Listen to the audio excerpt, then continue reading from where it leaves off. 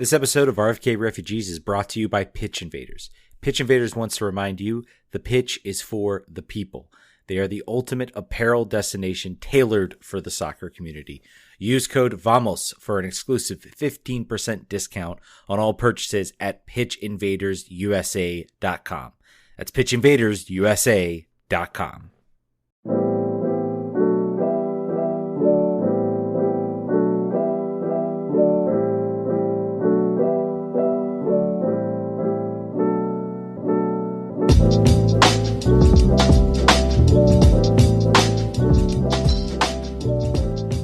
Welcome into a Friday edition of RFK Refugees for our Patreons first and then everybody else second. We have with us Ashley Hatch. Ashley, thanks for joining.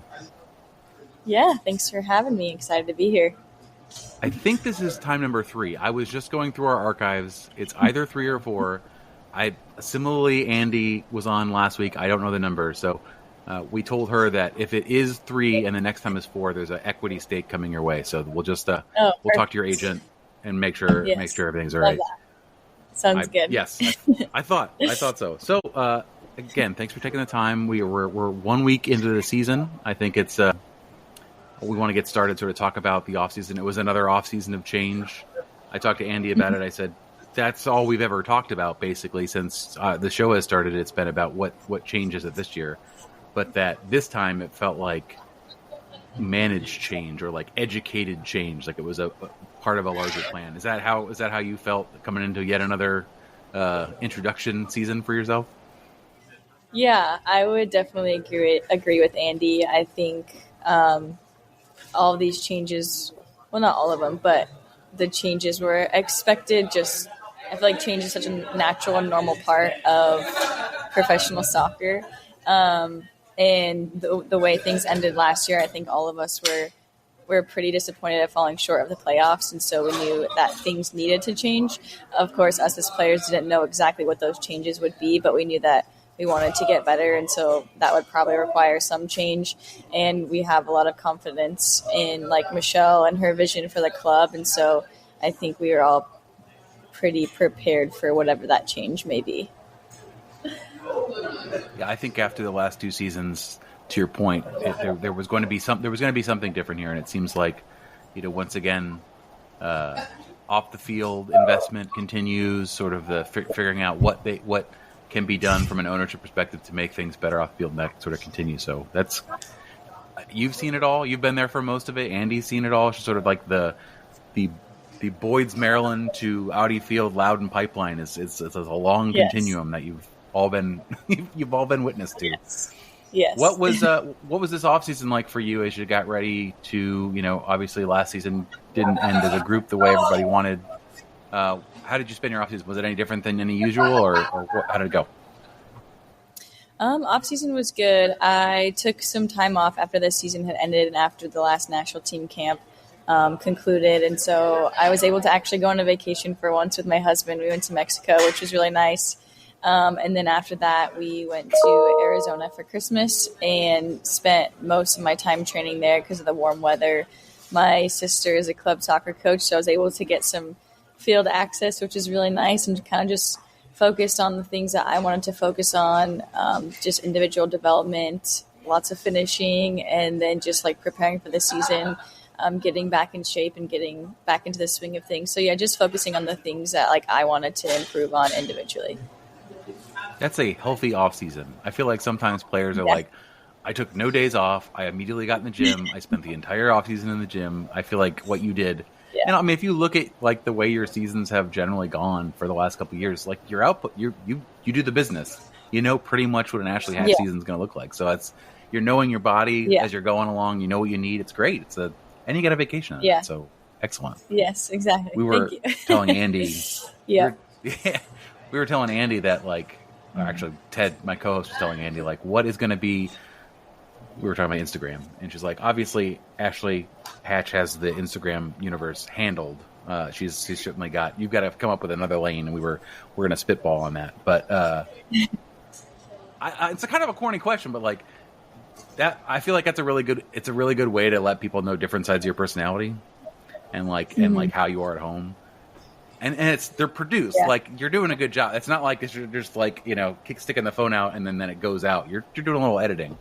What's have you enjoyed sort of showing people the other side of your personality and sort of building out your, I don't want to say brand, but building out the way people know you? Yeah. Yeah, definitely. I feel like it's social media in general can be kind of a challenge, especially as athletes, when our main focus is just like being 100% our best every time we step out on the field. And so I've always struggled with the balance of like, okay, like I want to like let people know who I am off the field, but I also want to balance like just like having that privacy. And so like, how do I juggle this? And also like, I feel like fear of like judgment or rejection is always something that we like battle with as well as professional athletes being in the spotlight.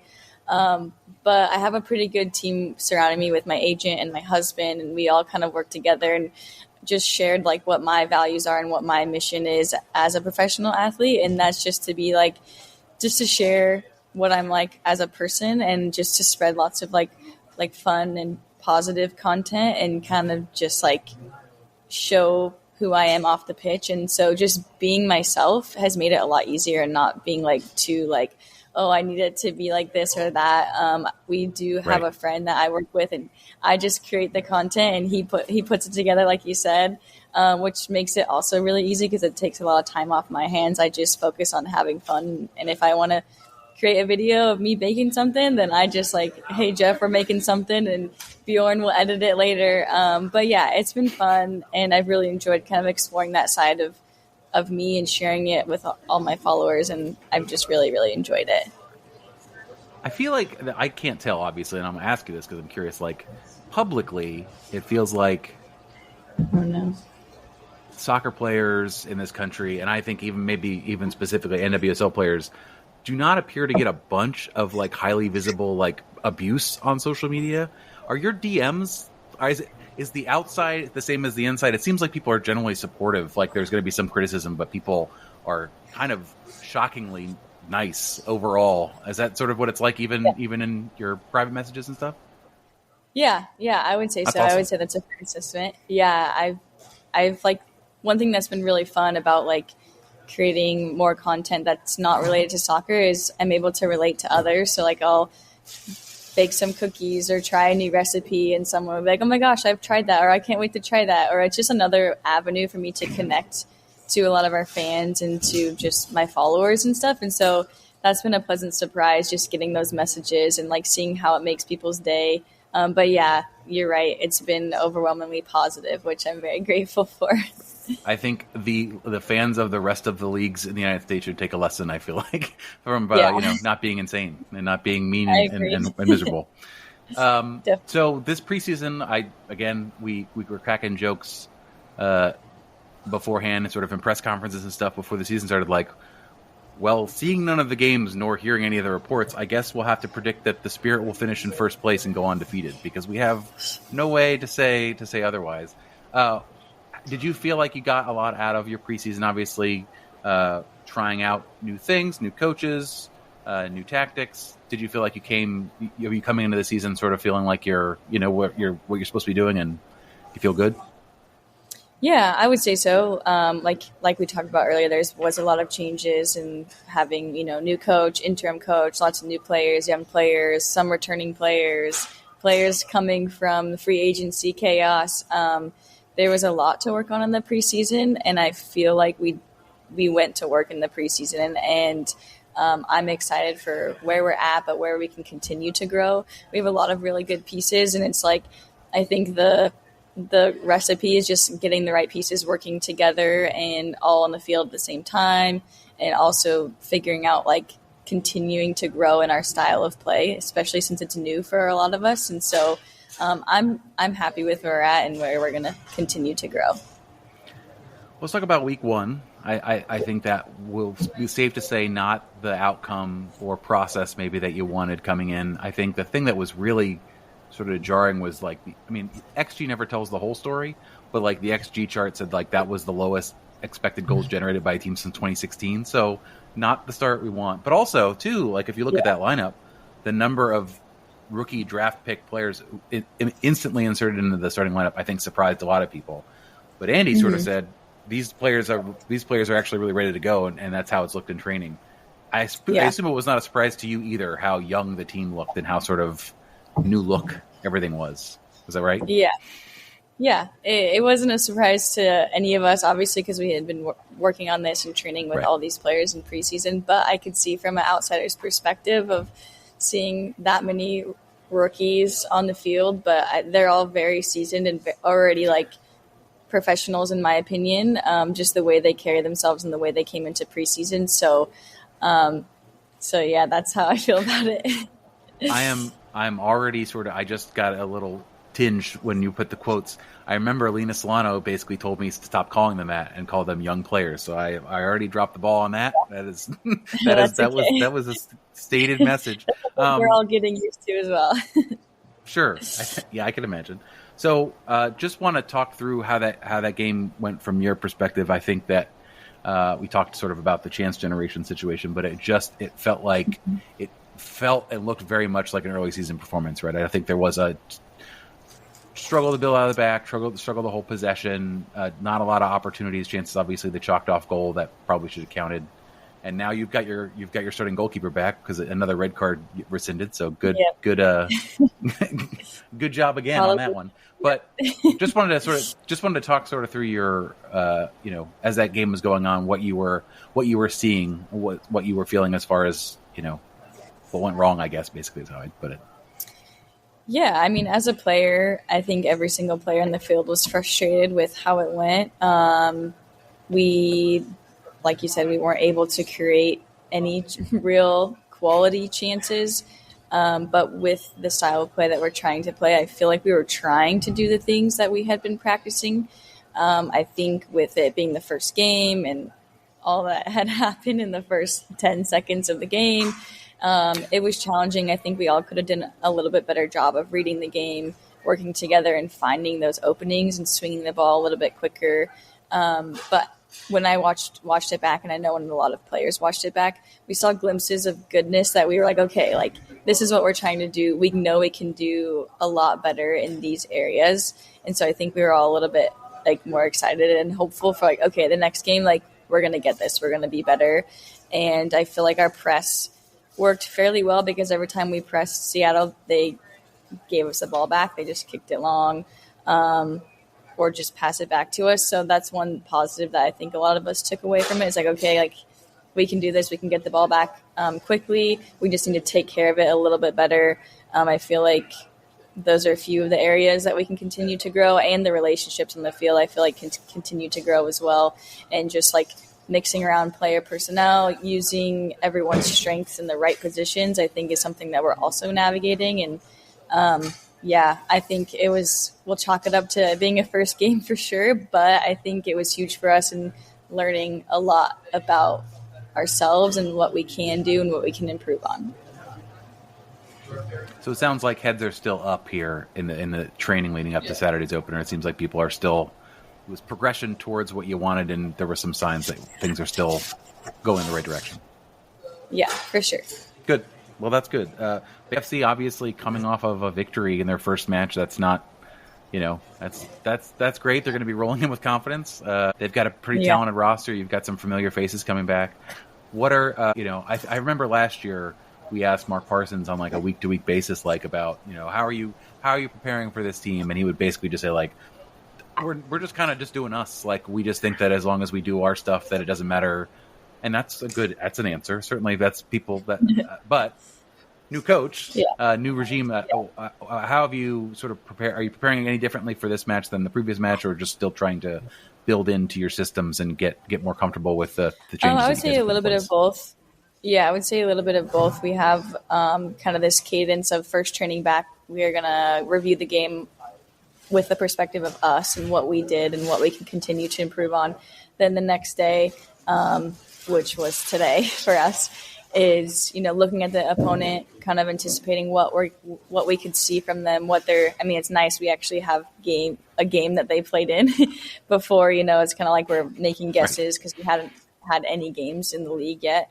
But so, looking at clips from their previous game, what are their tendencies with the ball? What are their tendencies without the ball? And then like, what are we going to do? So I think 90% of the focus is what we are going to do. But I also think it's beneficial to know, what we could anticipate, what some like special players' tendencies are and how we can stop them. So yeah, those are some things that we focus on. And a lot of that is over film and over video, which I think is really, really helpful. I won't get into it because it's breaking and it's still not certified yet. Still not really released by the team yet. But there are rumors about new signings coming in June. There was one, the team Twitter account was basically teasing people about it, I think, a couple weeks ago, and that's fine. So this might be that signing. But it feels very much, even before this signing, it feels very much like, all right, we've got a young team, we got a new coach. The new coach isn't here until June. We've got our assistant coach in place. We're building. We're going to give these players who are seasoned, but still early in their career, major minutes. We want to see what we've got. But it feels like in June, or when the summer transfer window opens and Jonah comes in, it's like a second start of the season. Basically, it's like a restart basically. And the season, the league is structured in a way that most teams have the opportunity to make those playoffs. So you're not really, a slow start at the beginning of the season, while isn't ideal, it's certainly overcomable. Is it a strange, I don't want to say the team's not finished yet, but there is space in the team. There's international roster spots available. The team is signing players or talking about signing players. What is it? What's the sensation in the team where sort of like, we're not done yet. It's just not the complete unit. This is who's here and we're working, but is there any sort of, does that feel any kind of way, or are you kind of just focusing on the job that you have to do, and when new players get here, you'll deal with it? I feel like that makes sense from like an outsider's perspective or a fan's perspective of, all the noise kind of going on in media and this is going to happen, that's going to happen. But in terms of what it feels like here with the Spirit, it's like we're full steam ahead. We're on this train. And then in the summer, we're just going to maybe pick up a few more people and we're going to keep going. That's exactly what it feels like. We had a conversation yesterday as a team after training, like we want to win. Like we're going to obviously continue to grow, but we also want to win now. And I think we can win and we can grow at the same time. And so that's the mindset. That's my mindset, certainly. And I know it's the mindset of all of our players and our coaching staff. And so, that's how it is here. We're excited to continue to grow, but I wouldn't say we're holding out or waiting for any changes because we've been putting in the work. We just need to keep competing. And there's a lot of games until June, and that would be, if you really were waiting, that would be a miserable first half of the season if that were the case. Yeah, exactly. Got a question from a listener. I want to make sure that I get in here. James Lambert says, I admire how Hatch has continued developing as a player much later into her career when compared with most players who often plateau earlier. What has allowed her to set herself apart in this way? So I guess she's saying you're still growing. You're still building your skill set up year by year.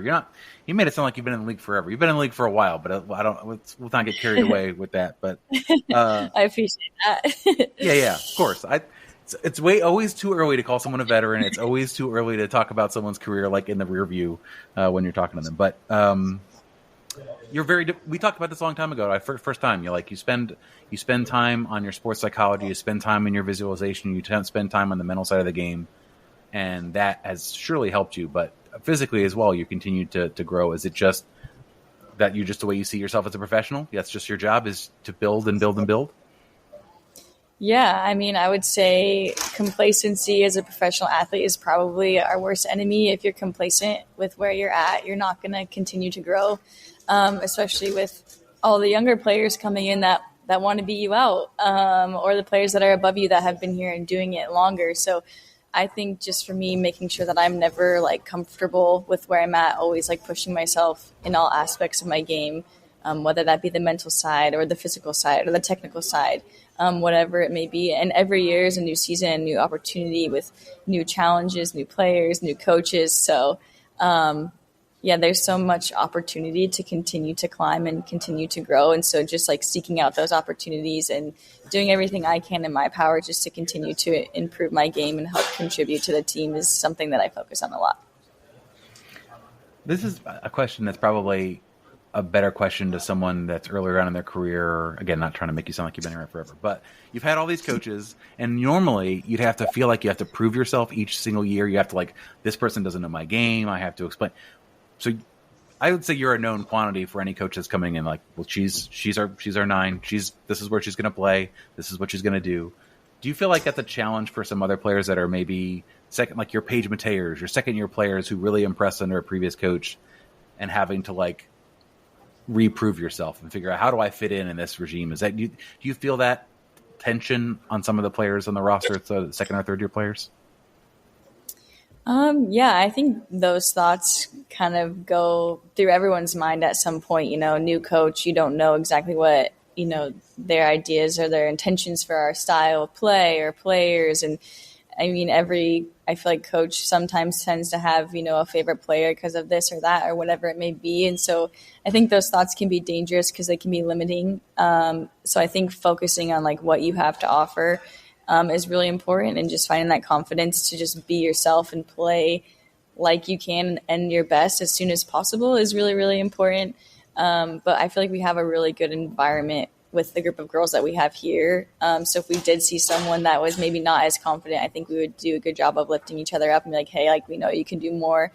We know you're better than this. Like, get out of your head, basically. But I also think that pressure of a new coach is good because it pushes us all to just be a little bit better. So I don't think there's anything wrong with that. But I think it's also important to make sure you don't get in your own way when a new opportunity comes with a new coach. Makes sense. Ash, and you guys have had a lot of those. So if that was not a good thing, there would be lots more struggles than there have been. Ashley, I want to thank you so much for taking the time yet again. The 3, I think we're going to go with 3, Third Timers Club. We talked about the great content you're putting out. Where can people find you on social media if they want to learn about your life on the field and then your cookie recipes and whatnot? Instagram is my most used platform. My handle is Ash_Smash33. Old college nickname, so don't make fun of me for it, but can't change it. Set now. Saturday afternoon. Is it afternoon? What time is kick? I think it's afternoon. Evening, or Saturday evening. Make sure you're at Audi Field for the home opener against BFC. Hopefully we turn our luck around here and see some goals and see some exciting play. Ashley, thank you again for joining, and we'll see you next time. Yeah, thanks. Welcome back. I hope you enjoyed the Ashley Hatch interview, and we want to get ready for this weekend. We've got Joey Zanaboni, the radio voice of St. Louis City SC. Joey, thanks for joining. Hey, John, thanks so much for having me. So DC United had a bit of a letdown last week, and it looks like St. Louis had a bit more of an exciting match in a positive way out in LA. This season, they're undefeated, which is something you say when a team has won one game and played 4 and hasn't lost, you definitely still say undefeated, but it's been a season of draws so far. How is, after a record-breaking season last year, how does St. Louis look so far this season? Yeah, I would say comparable, and I think we're a little more talented actually on the field than we were last year. Trying for the second straight season to go undefeated in the first 5. Last year, all those were wins. This year, hopefully it's 2 wins and 3 draws after this weekend when we take on DC United. But, I've been really impressed by the team. I think pretty strong on the edges this year. Definitely have gotten a boost from Thomas Totland. Have gotten some other key contributors as well, including former DC United Chris Durkin, who was acquired via trade in the offseason. He's such an energy guy, and what a battery he has to get all over the field and influence the game in a lot of different ways. So I've been really excited with it. I've been very, very happy. Obviously, there's a couple that you wish could have been wins rather than draws, but at the same time, the team's shown a lot of resilience in the last minutes of games. Scored in the 88th minute in LA, scored in the 93rd minute, I believe it was, the weekend before in Austin. And, on the road, anywhere you go, it's really tough. Team fell behind early out in Carson against the Galaxy, gave up a goal about 2 minutes into the game. Were able to still keep the composure and show some determination, show some resilience, and come back. So I thought it was a good performance. And getting back to St. Louis, team always plays well here. Let's talk about Chris Durkin for a second, because I think there were a lot of fans that had uncertain feelings about seeing him leave. Obviously, academy product. He leaves, he comes back. He also played in almost every position on the field at a certain point. He was a Swiss Army knife, at sometimes playing right back against probably everyone's better judgment, but sometimes he had to go there.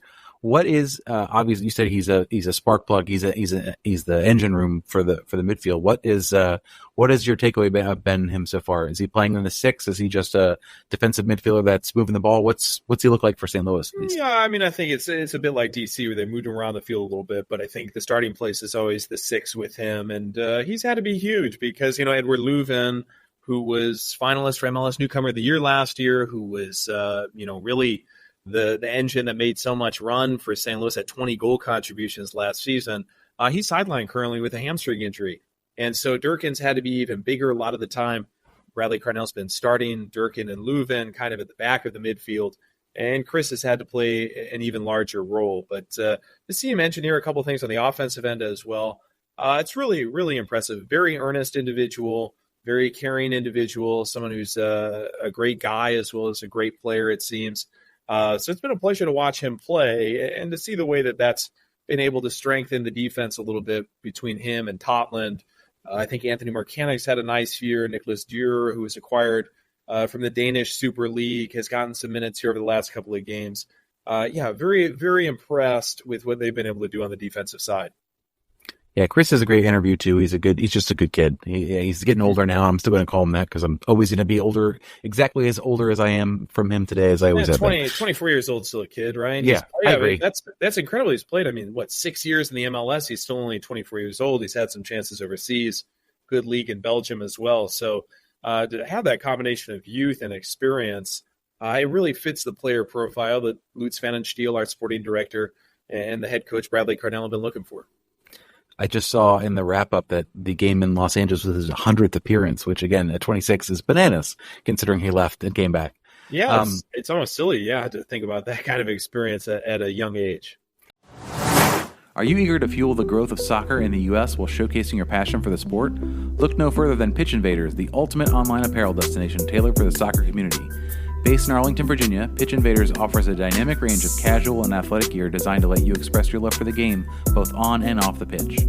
But Pitch Invaders isn't just about trendy merch, it's a movement. They proudly partner with local soccer clubs and associations, actively contributing to the growth and expansion of the sport across the U.S. Community is at the heart of everything that they do. As a special treat for our podcast listeners, use code VAMOS for an exclusive 15% discount on all purchases at pitchinvadersusa.com. By supporting Pitch Invaders, you're not just showing your love for soccer, you're also backing a brand committed to fostering community and making a difference in the sport. Don't miss out on this opportunity to rep your love for soccer, support the community, and look absolutely fantastic while doing it. Visit pitchinvadersusa.com today and join us in proclaiming that the pitch is for the people.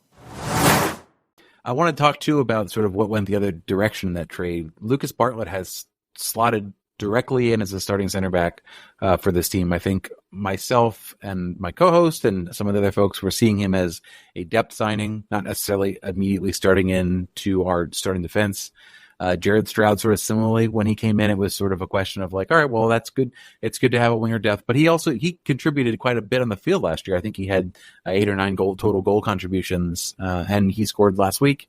What did it mean to see those players leave? And I think particularly about Jared Bartlett, who's a surprise to DC fans, sort of how quickly he's ingratiated himself and how solid he looks every single week. Yeah, I think you'll be able to judge how much they meant by the round of applause that I know they'll get at City Park this weekend. I know these fans here in St. Louis are really willing and excited to welcome these guys back because they understand what a huge undertaking last year was to come out and be an expansion team that had externally, very low expectations. That was estimated to be at the bottom of the conference, but internally had the highest of expectations and went on a run to the most wins for an expansion team in MLS history and won the Western Conference title in the regular season. And what both of those guys did was absolutely phenomenal. I think Jared, over the course of all competitions, had 11 goal contributions, and Lucas made a dozen starts and appeared in 14 games. And really, for both of them, epitomized exactly what the team ethos was. There's one of my favorite parts of the facility at City Park. There's a big wall that just says hustle. And Jared Stroud, I think at one point about 2/3 of the way through the season, there was a stat last year that showed he covered more ground at a high speed than any player in the MLS. And Lucas Bartlett, also a guy who just played extremely hard and who stepped in. We just had last weekend, Tim Parker was scratched just for precautionary measures. And last year in the first 5 games, that happened as well. And it gave Lucas an opportunity to come in and show what he can do. And Lucas and Tim, very close, good friends. And they have a lot in common, both very magnetic personalities. Lucas was such a joy to work with, as was Jared here in the St. Louis area. And, they had just many events with the fans where they would just light up the room, and very charismatic guys who made big impacts on the field. And, it's players of value that interest other teams. And I know that DC United was very interested in both of them, and the opportunity came up to make the trade. But we miss them. It's always hard to see the players from that first team, whether it's those 2 guys or a guy like Nico Gioacchini, who's now in Serie B in Italy, leave after making such huge contributions. But we're really appreciative of it. We miss them. And I know the fans are waiting with a very warm reception this weekend. Poor Nico having to live on Lake Como. It's a real struggle for him to have to make that move. I think his grandparents may be from that area or right around. So it's interesting. Obviously, it's a great place. It's an incredible, area if you're just walking in and you don't know anything about it. But, he was an Italian-American citizen, had an Italian passport. And so in some ways, a homecoming for him as well. It's just an opportunity that was like with Lucas and Jared, very hard-earned.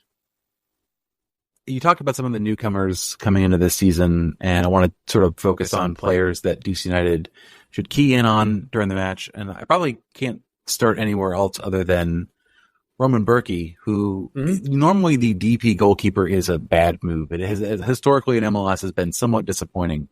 Not the case with him. Clearly had an amazing season last year. Team of the week last week, 6 saves against LA. It's not been the normal situation where a goalkeeper probably shouldn't allocate so much of your resources to that player, but he's been a stalwart for St. Louis since he's been here. Yeah, he's been amazing. And interesting little twist here for you. He's actually not a DP. He is the highest. Never was, player. Or was he bought? Was he bought down? Is he a TAM player? He is the most. He is the highest paid goalkeeper in the MLS still. 1.3 million or something like that.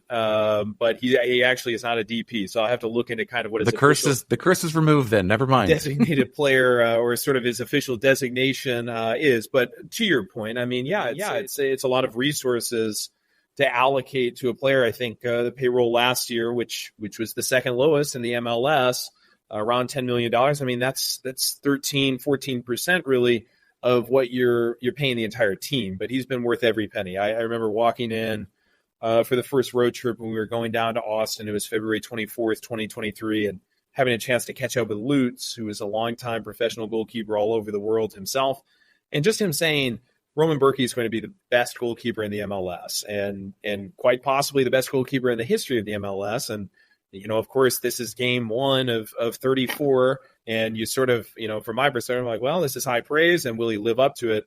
Of course, he goes out and wins the MLS Goalkeeper of the Year immediately and has come up with so many saves.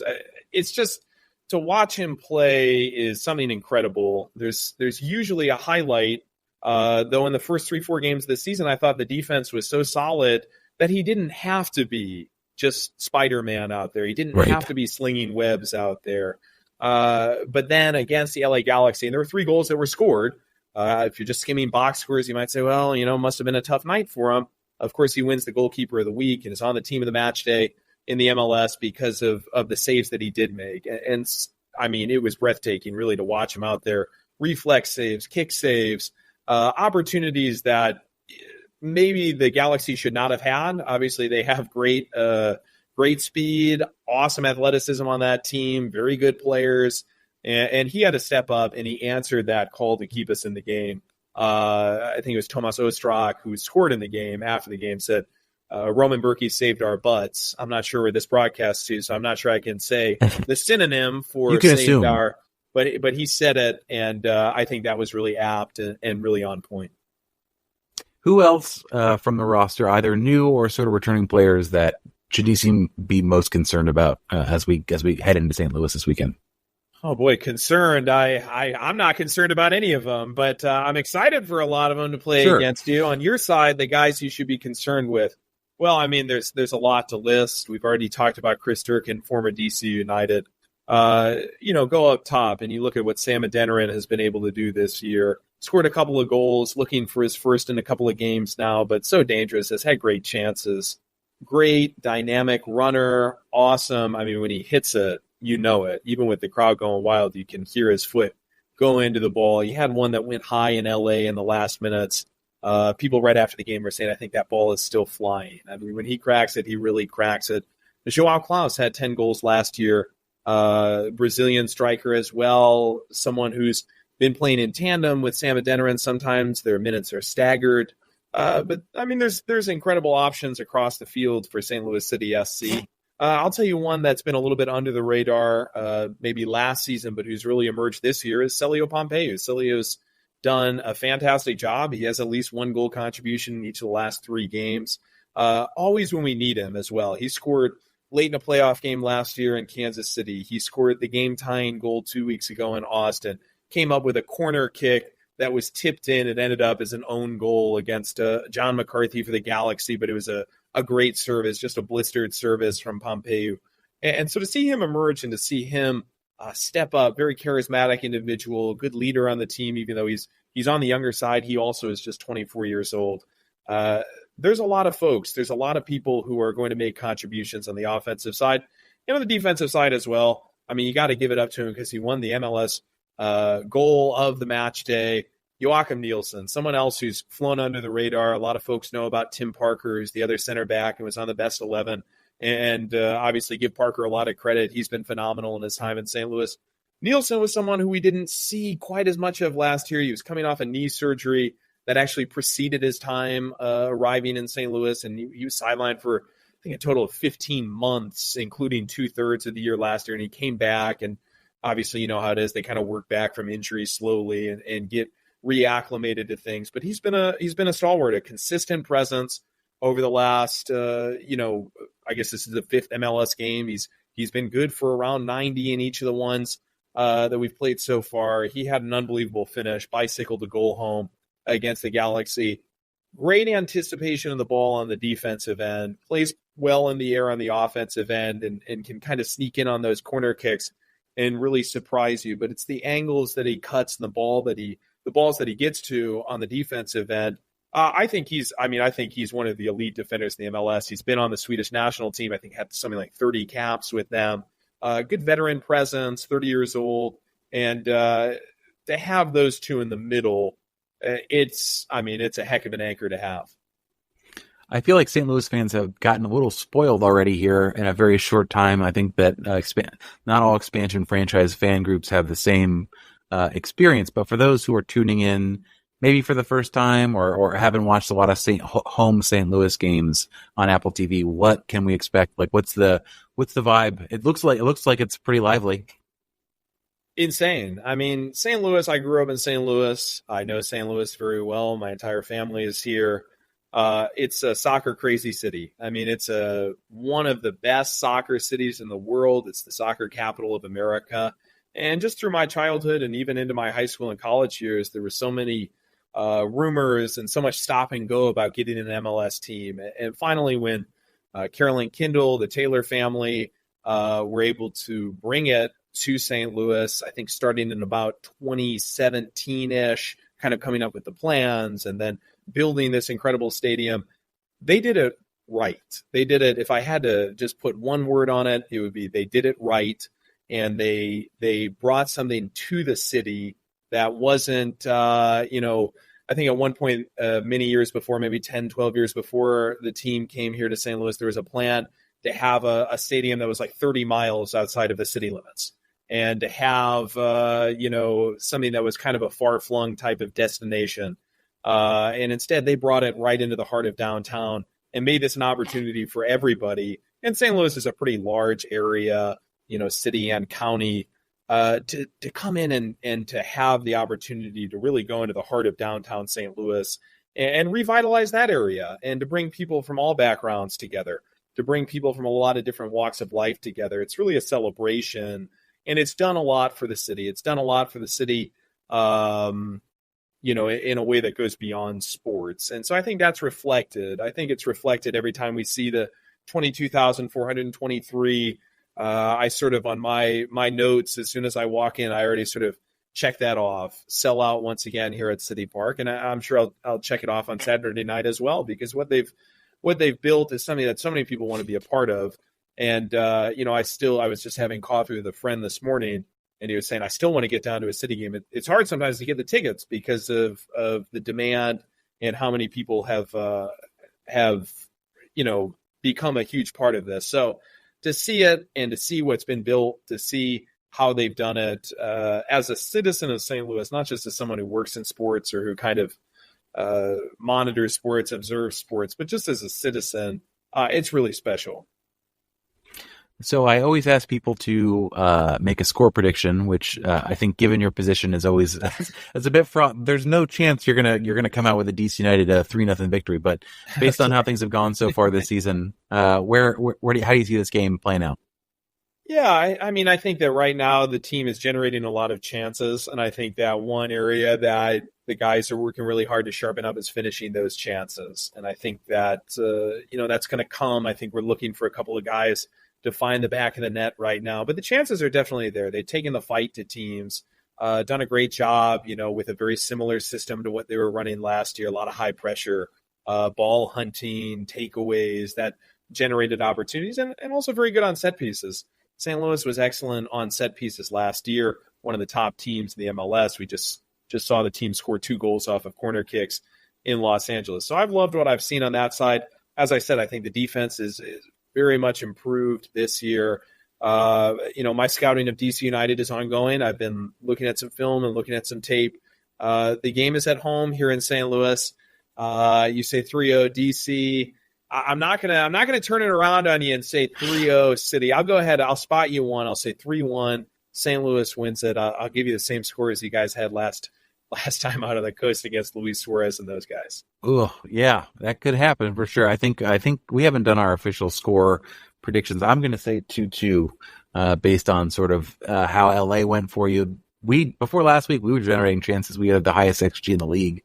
And then Miami came in. Then we forgot how to do that so much. Yeah. So, and don't we'll take see. anything away from what Troy and the guys have built there in DC. I mean, I've been really impressed with that. I think they've got a guy who knows how to do it over the long term. I think this is cool too, because as memory serves, I think this is the battle of a couple of former Red Bulls interim managers, Bradley Carnell a few years back, and Troy Lesane just last year, right? Who were heading that up. So looking at kind of the systems and what comes out of the Red Bull, it seems fairly similar. But, as Lutz and Bradley have talked about, that's part of the reason they do it. It's very entertaining, and it's a lot of fun to watch from a spectator's perspective. So I have a terrible track record of score predictions, knock on wood. I have never been amazing on the score predictions, but either way, I'm going to predict we're going to see a really fun, really fast-paced game. I'm also a battle of coaches who wish people would stop saying energy drink soccer whenever they talk about them. I'm sure. I guarantee you that's a major commonality. Yeah. Joey, where can people find you other than the home broadcast button on Apple TV, which I will be utilizing this weekend? John, I appreciate that, man. Always smash that home radio feed icon in the right-hand corner on Apple TV. We broadcast through Y98 here in St. Louis. You can find it on the Odyssey app by searching Y98. Of course, St. Louis SC is across social media at STL City SC. I'm on Twitter and Instagram at Joey_Zana. We're so proud to promote the MLS and to promote this great product. So we're just thankful to have the opportunity to welcome in so many DC fans. I will be rooting for St. Louis City SC, but I've got such a soft spot for DC, for everything it's done for the MLS, for Jared Stroud and for Lucas Bartlett, and a lot of appreciation. So we're thankful to have all the folks who are going to be tuning in from out there on the coast. I was out there in Fredericksburg, Virginia. I know what it's all about out there. I love the area, and we'd love to have you all on with our home radio broadcast as well. Awesome. Joey Zanaboni, voice of St. Louis City SC. Hopefully we're going to have a good match. Both teams to score, I feel like, is at least if you're going to make a bet, that seems like a good one on this team. Joey, thank you so much for joining. Hey, thank you, John. Appreciate it.